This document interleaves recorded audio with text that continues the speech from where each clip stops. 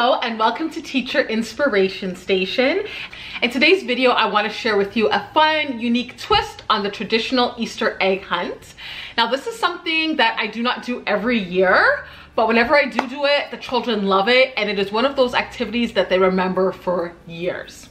So what you're gonna do is you're gonna have the kids sitting on the carpet. Now, this can be modified for in the home as well. So I'm going to be talking about a school setting, but this could be modified for your home. I have the kids sitting on the carpet and I say to them, okay, children, I'm going to hand out your Easter treats now. I'm only going to give it to kids who are sitting nicely on the carpet and doing a good job. And of course, they want their treats, right? So they're sitting nicely in a 5-point check. They're ready to go. I'll take out the bag. And of course, you got to have an Easter themed bag to, you know, it's the details, right? So you have the bag. And you open it up and what? And you gotta commit, man. You gotta show your acting skills, right? Open the bag up and say, who touched this bag? And they're gonna be like, no, not me. I said, your treats are gone. What? And the kids are just like, what? What do you mean it's, all I see is grass. What? And you can also fill it up with rocks or whatever, you know, just as long as it's not the treat, right? And they're just like, what? I said, oh no, I don't know what happened. I had your treat. Oh, sorry, I'm making a big mess here. Okay, you just put everything back. So you say to them, I had your treats in here, it's not in here. Oh, there's a note. And you pull out the note and it says, Dear Room 217, Miss Clarke has taken a peek and you all are wondering where is the treat. Follow the clues and you won't feel the Easter blues. For your next set of clues, go to where you keep your gym shoes. Love, the Easter Bunny. And at this point, there's buzz, there's excitement, like what? Where we keep our gym shoes? So we have like a little bag outside in the hallway where we keep our gym shoes.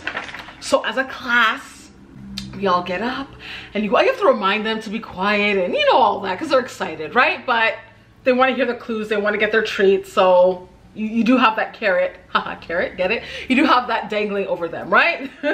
So anyway, they go into the hallway where they find their next clue, which will be in an egg.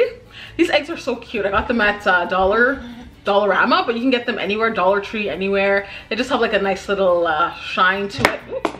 Anyway.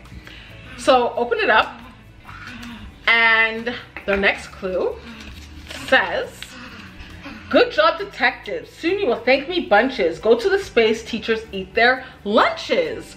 Where do teachers eat their lunches? Oh, and then sometimes you can help them too if they don't know.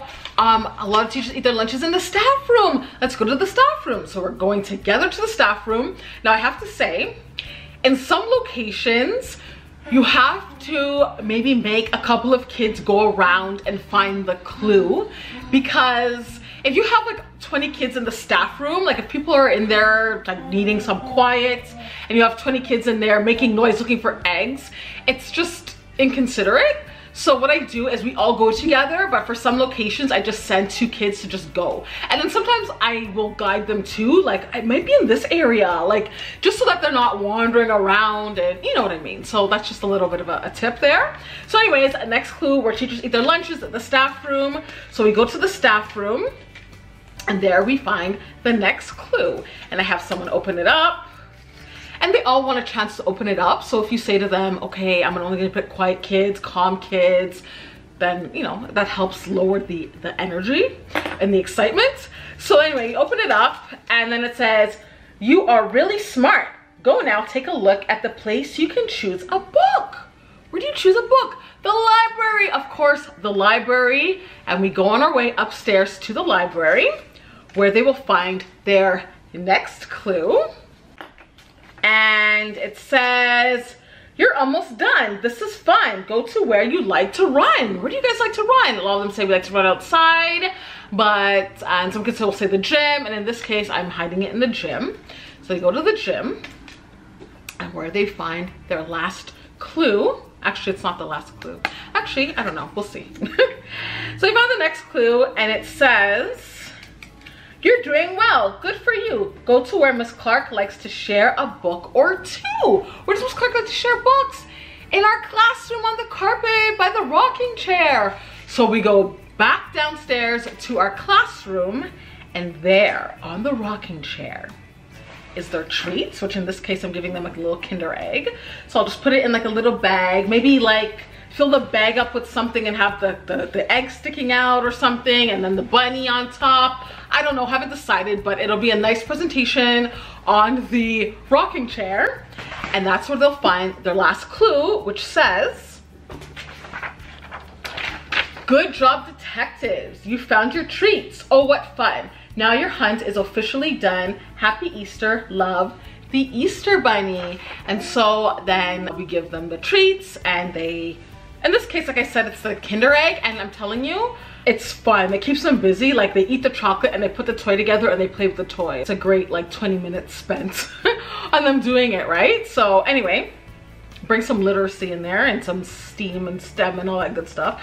Anyway, so we do that. Now you may be wondering, how do you set things up? How do the kids get their treats back in the classroom? You're gonna need a partner in crime. So someone who is going to set things up while you're around looking for clues. It could be a student teacher, it could be another teacher at the school, it could be a parent, but you have to be careful with a parent because if their kid is involved with it, they're gonna realize that their parent isn't there.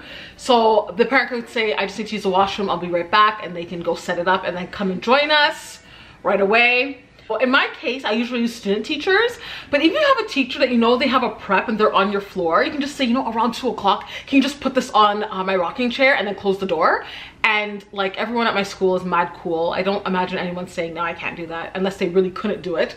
But yeah, so just find someone who will set that up for you while you go off and do your thing. Here are some tips to help this go a lot more smoothly. Number 1, I would give teachers a heads up if you're going to their space. So in this case, we're going to the library, we go to the gym. I'll talk to those teachers and say, you know what, my kids were doing like an Easter egg hunt. So always give those teachers a heads up and letting them know that, hey, I'm gonna be using your space. You're gonna completely eliminate that and choose places where you don't need to talk to any teachers. But if you are, then let them know. Tip number 2, you may notice that on the clues at the very bottom, I don't know if this is gonna focus. Okay, so you'll notice that at the very bottom, it says the location of where this clue is gonna go. Because you're not gonna hide these clues where this describes, you're gonna hide the clue where the previous clue described. And if you put like, in this case, I typed it up in small font at the bottom, but you can even write it down with a pencil or on the back with a pencil where you're gonna hide this clue, because when you have only 15 minutes to set things up, you don't wanna be, oh, where's this clue supposed to go, and backtrack, like that's wastes so much time. So I find when I just quickly just write where this clue is gonna go, that makes my life easier. Oh, this one's going to the library, great. This one's going in the shoe bin, great. And it just makes it easier for you to set it up.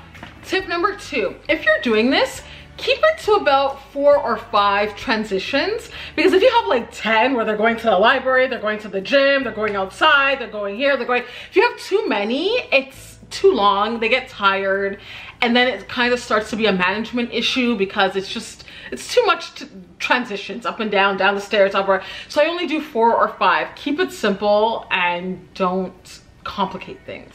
But like I said, this is a super fun activity, and I even have, like, I ran into the student at a soccer game. She was like in grade 8 at the time, and I taught her when she was in grade 2, and I hadn't seen her in years because I had left that school. I was only at that school for a couple of years. Adrian, I'm talking.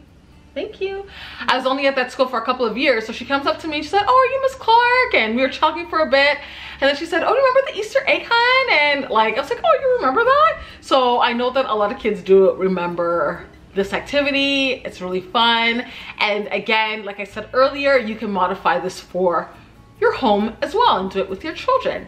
So let me know in the comments down below if you plan on doing this activity, and if not, what do you do with your students for Easter? I'd love to know. Let me know in the comments. That is it for today's video. Go ahead and give it a thumbs up and subscribe if you haven't already done so, and I'll see you all in my next video. Bye bye. You do good.